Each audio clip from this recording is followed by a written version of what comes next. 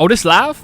Well, let's get right into it. Welcome back to my Valentine's Day series. This is episode 2, and today I'm in the beautiful city of Tampa, Florida, and we're driving around from the beach to downtown, and we're asking women what they look for in a man and how they perceive the dating culture in 2023. So, without any further ado, let's start interviewing some people.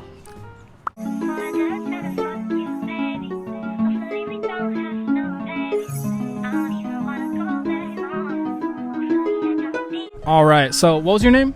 I'm Mary. Mary, nice to meet you, Mary. What was your name? Natalia. Natalia, nice to meet you as well. Irina. And your name, Irina? Mm-hmm. All right, what was your name? Lily. Lily, nice to meet you. What was your name? Charity. That's a beautiful name, by the way. Nice to meet you, Charity. Yeah, nice to meet you. All right, what was your name? My name's Neelam. Neelam? Neelam. Nice to meet you, Neelam. Nice to meet you as well.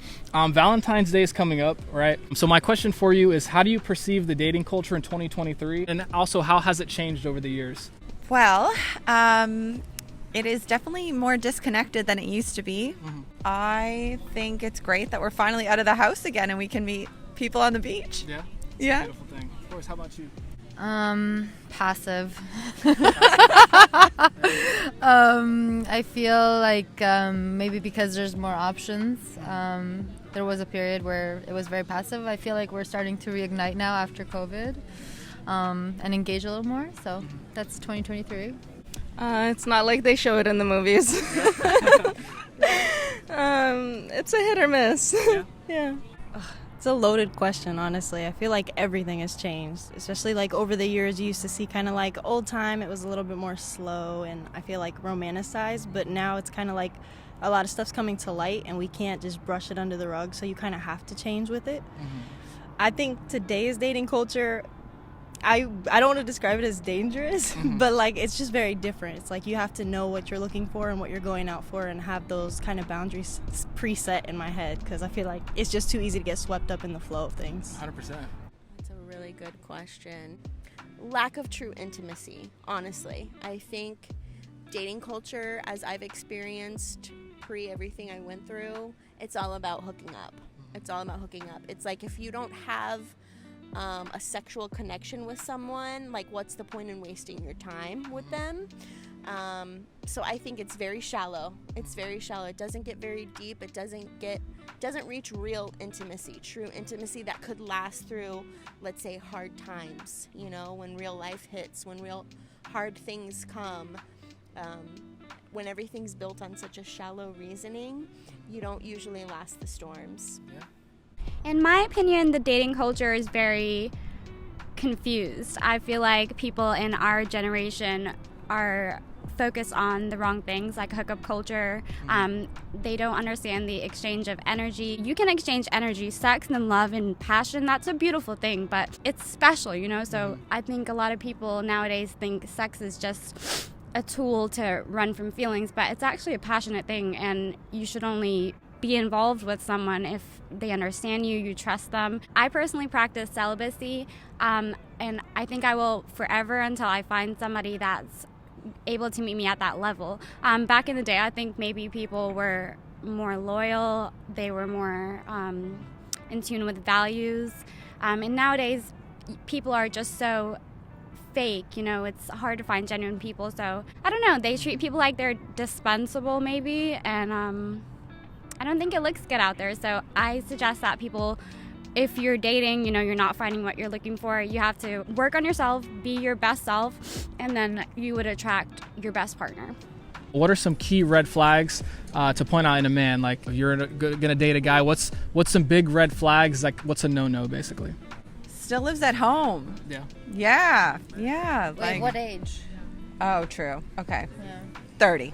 30? 30 or more. If you're still living at home, you better have a good reason for why you're doing that. But if it's just he's just playing video games at home and doesn't want to have a little bit of drive, I think that's a bit of a red flag. Understood. Talking about your exes a lot. Yeah.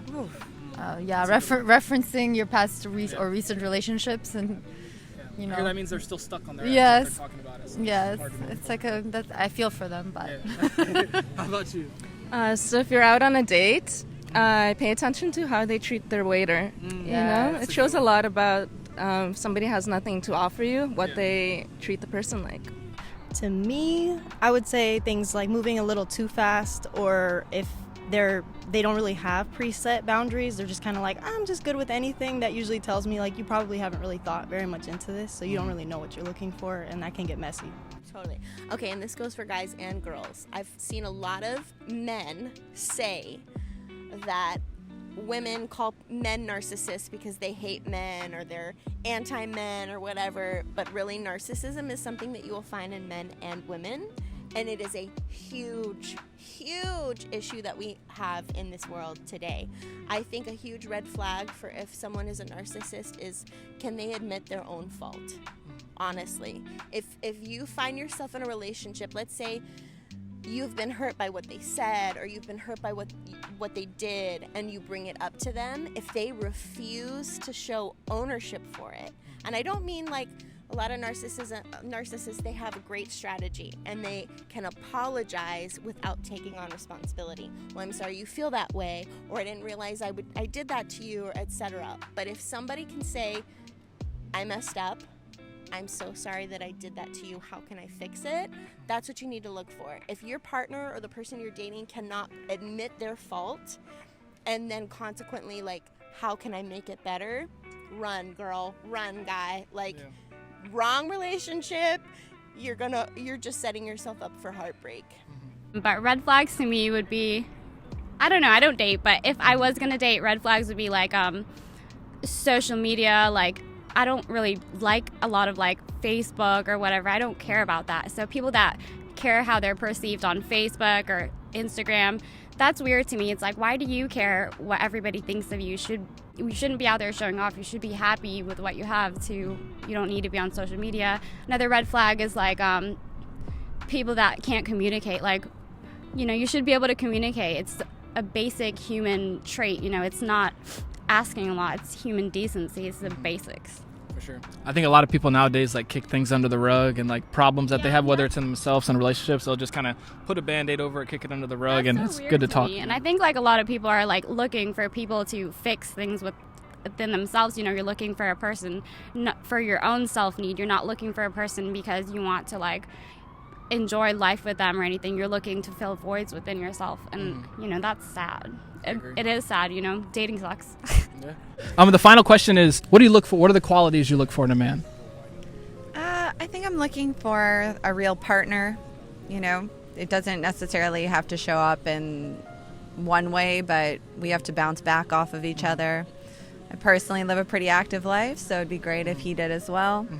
Cared about food, cared about other people, and showed some empathy. For sure. What kind of food? That's important. Ooh, that's a good question. I mean, all kinds of food. I'm a Greek woman, so I like my food. Yeah, that's good. I would branch off of what you said and add family values. Yeah. Definitely important. Partner. It's not about, depending on someone, because I could say we're pretty sustainable on our own. It's about having a good partnership and holding space for himself, you, and others. And yeah, I would say that's important to me. Food for sure. I love that. We're going to help out some single guys here. They're going to hear this and know what to do. And how about this? I'd say everything that these two girls just said. And for me, intellectual curiosity, but also somebody that's humble. Those are the two big things. Yeah. In a partner, probably someone who's humble and kind, and just someone who really knows like themselves, because it's really hard to stay true to yourself. So if you can find someone who does that, they'll probably stay true to you. Yeah. Honestly, for me personally, I don't really care what you look like. I don't really care what you do for a living. I don't really care about those like surface level stuff.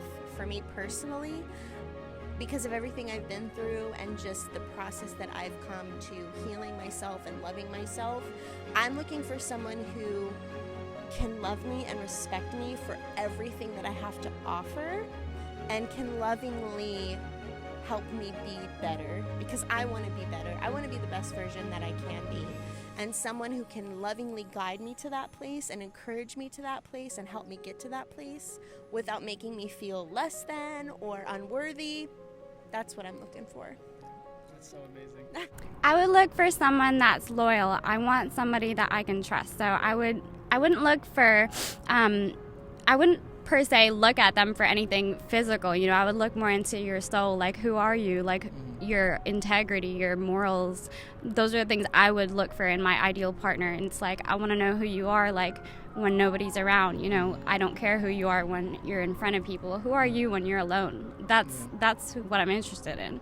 Yeah, that's amazing. Well, nice to meet everybody. Well, thank you, Lily. I appreciate your time. Thank you so much. That was my favorite interview yet. Oh, yay.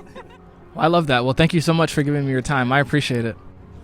All right, thank you so much for watching. It was a pleasure to meet everyone that was in the video. If there was a red flag or something you look for in a partner that wasn't said in the video, make sure to drop that in the comment section. If you enjoyed the video, make sure to smash the like button as well.